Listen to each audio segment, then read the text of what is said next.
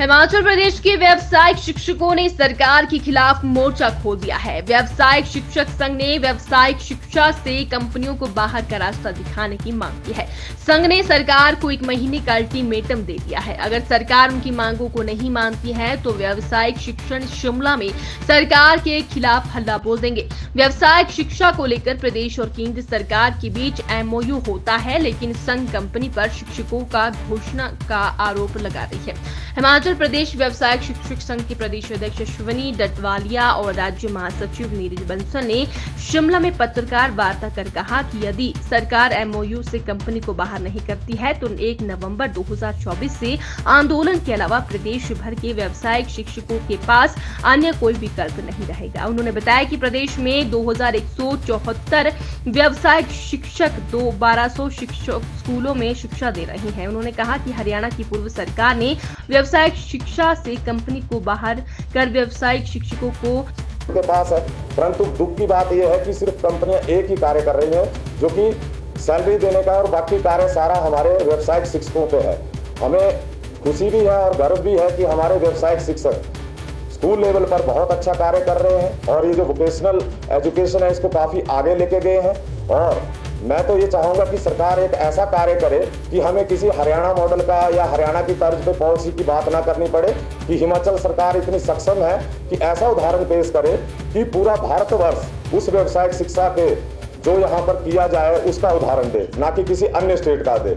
और मैं चाहता हूँ कि इतनी सक्षम हमारी सरकार भी है और डिपार्टमेंट भी है कि एजुकेशन डिपार्टमेंट में व्यावसायिक शिक्षा को आगे लाने का प्रयास किया जाए। अब जो हिमाचल ने कई आयाम स्थापित किए हैं, जैसे न्यू एजुकेशन पॉलिसी में 220 में पहला राज्य बना था Himachal new education policy adopt करने वाला। तो उसमें न्यू एजुकेशन पॉलिसी में सबसे बड़ी बात यह है कि वोकेशनल शिक्षा को अहम दर्जा दिया गया और एक कंपल्सरी सब्जेक्ट बनाया गया है।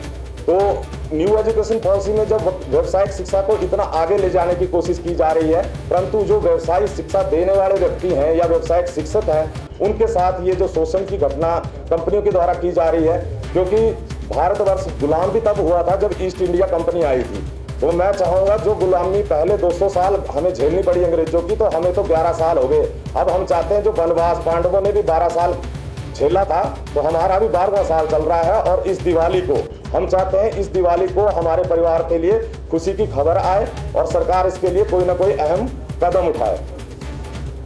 ये भी सरकार कुछ सोचे, क्योंकि अगर इस प्रोजेक्ट को निगम, जैसे हरियाणा में निगम के अंडर 2% पे चलाया जा रहा है, हिमाचल में 14% पे चलाया जा रहा है, वहाँ पर कोई ऐसी पॉलिसी नहीं है कि उनको रेगुलर कर दिया गया है या उनको सैलरी ज़्यादा दी जा रही है, वो रेशो के अकॉर्डिंग दी जा रही है। परंतु जो कोऑर्डिनेटर है हमारे 30 से 32 जो कंपनियों के अधीन कार्य कर रहे हैं, उनके बारे में भी सरकार सोचे। और लगभग हमारे 2174 लगभग 2200 के करीब हमारे जो व्यावसायिक शिक्षक हैं उनके बारे में भी सरकार सोचे, क्योंकि जो न्यू एजुकेशन पॉलिसी का मेन फोकस है कि बच्चे स्किल्ड किए जाएं और उनको रोजगार के प्रति जागरूक किया जाए और रोजगार एजुकेशन लेने के बाद वो रोजगार के लिए जाएं। क्योंकि जो न्यू एजुकेशन पॉलिसी है या एजुकेशन में सुधार, वो भारतवर्ष में 3 ही बार हुए हैं और ये तीसरी बार हुआ है जो हिमाचल में अडॉप्ट किया गया है। परंतु मैं चाहता हूं कि जो जोर उस पर दिया गया है, तो व्यावसायिक शिक्षकों को भी हम अपनी जॉब सिक्योरिटी चाहते हैं, ना हम फाइनेंशियली बात कर रहे हैं। क्योंकि हमें भी पता है सरकार ने जो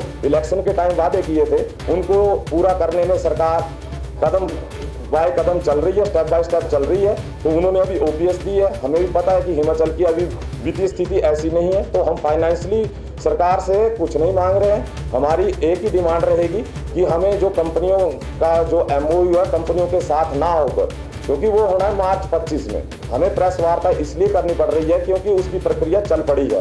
तो हमारा सरकार 2 साल का समय जो है होने जा रहा है, सरकार को इस मुद्दे पर गंभीर होना चाहिए।